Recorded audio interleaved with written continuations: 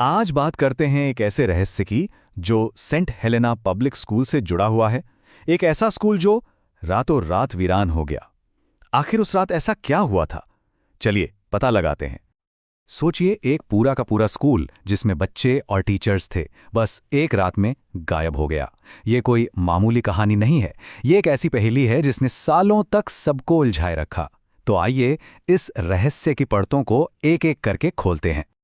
तो हमारी कहानी हमें ले जाती है 15 साल आगे, जब अर्नब नाम का एक पूर्व छात्र अपने पुराने वीरान पड़े स्कूल में वापस लौटता है। उसके मन में बस एक ही सवाल था, आखिर उस रात हुआ क्या था? और जैसे ही अर्नब उस जंग लगे गेट को खोलकर अंदर जाता है ना, एक अजीब सी भारी खामोशी उसका स्वागत करती है। ऐसा लग रहा था मानो हवा में डर घुला हो और वक्त यहीं आके जम गया हो। लेकिन अंदर का जो मंजर था वो तो और भी ज्यादा हैरान करने वाला था। ऐसा लग रहा था जैसे स्कूल के सभी लोग अचानक किसी काम के बीच से ही बस हवा में गायब हो गए हों। मतलब हर चीज जस की तस पड़ी थी। बेंचों पर आधे खाए हुए टिफिन बॉक्स, नलों से अभी भी पानी टपक रहा था और कॉपियों में अधूरे लिखे हुए वाक्य थे। ऐसा लग रहा था मानो किसी ने एक झटके में समय को रोक दिया हो। अब अर्नव अपने पुराने क्लासरूम की तरफ बढ़ता है, 6B। धूल भरी डेस्क और कुर्सियों के बीच उसकी नज़र सीधे ब्लैकबोर्ड पर लिखे कुछ शब्दों पर पड़ती है और उन शब्दों को देखकर उसके दिल में एक डर बैठ जाता है। उस पर लिखा था, उनके पीछे मत जाना, उनके चेहरे मत देखना। ये शब्द ऐसा लग रहा था जैसे किसी ने कांपते हुए हाथों से जल्दबाजी में लिखा हो।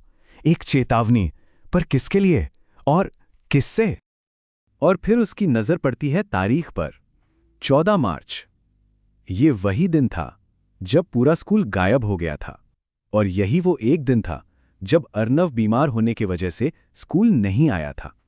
जवाबों की तलाश में अर्नव आगे बढ़ता है और तभी उसे सीसीटीवी कंट्रोल रूम का दरवाजा थोड़ा सा खुला हुआ मिलता है। शायद यहां उसे कुछ जवाब मिल जाएं। अंदर धूल भरी मशीनों के बीच एक टेप अब भी वीसीआर में लगा हुआ था। उस पे लिखा था, हॉलवे आखिरी रिकॉर्डिंग। अर्नव के हाथ कांप रहे थे, पर उसने हिम्मत करके प्ले का बटन दबा दिया। फुटेज शुरू होती है। सब कुछ नॉर्मल लगता है। बच्चे हॉलवे में हंस खेल रहे हैं, बातें कर रहे हैं। लेकिन फिर अचानक सब एक साथ एक ही पल में रुक जाते हैं। एक अजीब सी खामोशी में उन सबके सिर धीरे धीरे एक ही दिशा में घूमने लगते हैं। उनके चेहरों पर कोई भाव नहीं था, जैसे वो किसी के वश में हो। और फिर वो सब एक साथ बिना कुछ बोले बाहर की तरफ चलने लगते हैं। लाइन में जो सबसे आखिरी बच्ची थी वो अचानक रुक जाती है और धीरे से कैमरे की तरफ मुड़ती है। और जो अर्नव देखता है उससे उसकी सांसें रुक जाती हैं। उस लड़की की आंखें वो पूरी तरह से काली थीं। और फिर टेप से एक बहुत ही धीमी फुसफुसाहट वाली आवाज आती है। लड़की कहती है, वह यहां है। इसके बाद स्क्रीन पर सिर्फ खरखराहट रह जाती है। जो खौफनाक मंजर टेप में कैद था, अब वो हकीकत बनने वाला था। अर्नब डर से कांपता हुआ मॉनिटर से पीछे हटता है और ठीक उसी पल उसे गलियारे से किसी के कदमों की धीमी आवाज सुनाई देती है। टक टक टक। कोई आ रहा था। उसकी आवाज डर से कांप रही थी। फिर भी वो हिम्मत करके पूछता है, कौन है वहां? कोई जवाब नहीं आया। बस वो कदमों की आहट और करीब आती जा रही थी। और जैसे ही अर्नब पलटता है, उसके पैरों तले जमीन खिसक जाती है। हॉल के दूसरे कोने पर वही लड़की, वही टेढ़ी गर्दन और वही खाली काली आंखें। वो लड़की अपना एक हाथ उठाती है और छत की तरफ इशारा करती है। अर्नव जब ऊपर देखता है तो उसकी चीख निकल जाती है। छत पर सैकड़ों बच्चों के हाथ के निशान थे, जो धीरे धीरे हिल रहे थे, रेंग रहे थे। लड़की की वही फुसफुसाहट भरी आवाज पूरे हॉल में गूंजती है, तुम उस दिन नहीं आए थे, पर अब तुम यहां हो।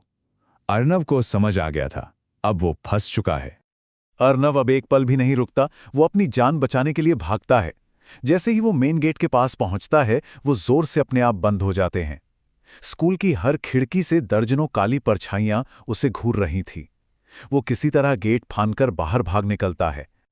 अर्नव को लगा कि वो उस खौफ से बच निकला है, लेकिन ये उसकी सबसे बड़ी भूल थी। वो साया अब उसके घर तक आ पहुंचा था।